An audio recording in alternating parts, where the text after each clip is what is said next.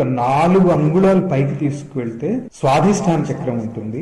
దీన్ని spleen centre అంటారు. దీని మెయిన్ యాక్టివిటీ ఏంటంటే శీతోష్ణాలని కంట్రోల్ చేస్తుంది. శీతము అంటే కోల్డ్నెస్, ఉష్ణం.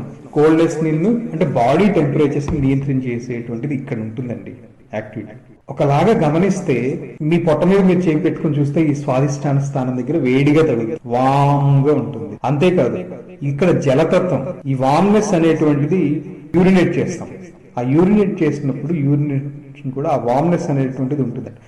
జలతత్వానికి సంబంధించినటువంటి పంచభూతాల్లోని స్వాధిష్టానం అనేటువంటిది జలతత్వాన్ని నియంత్రిస్తుంది. ఇంకొకటి ఏంటంటే ఈ జలతత్వం అనేటువంటిది ఇంకొక దానికి సూచన ఏంటంటే రీక్రియేషన్ కి సంబంధించినటువంటి మెయిన్ ఇక్కడే ఉంది స్వాధిష్టానం. ఎవరికైనా కానీ రీక్రియేషన్ ప్రాబ్లమ్స్ ఉంటాయి, రీప్రొడక్షన్ ప్రాబ్లమ్స్ ఉన్నటువంటి వాళ్ళు స్వాధిష్టానం మీద కాన్సన్ట్రేట్ చేస్తే వాళ్ళకి స్పర్మ్ కౌంట్ పెరగటము, డిఫెక్ట్స్ ఏమన్నా ఉంటే అవి పోవటం కూడా జరుగుతుంది. ఇది 6 దళాలు కలిగినటువంటి పద్మము. ఈ 6 దళాలు బ, భ, మ, య, ర, ల, ఈ 6 అక్షరాలు. చక్రాధిష్టాన దేవత సిద్ధేశ్వరి 4 ముఖాలు, బంగారు వర్ణంలో కాకినీ శక్తి రూపంలో ఉండి సప్తధాతువుల్లోని మేధస్సు అంటే మెదడుకు సంబంధించినటువంటిది.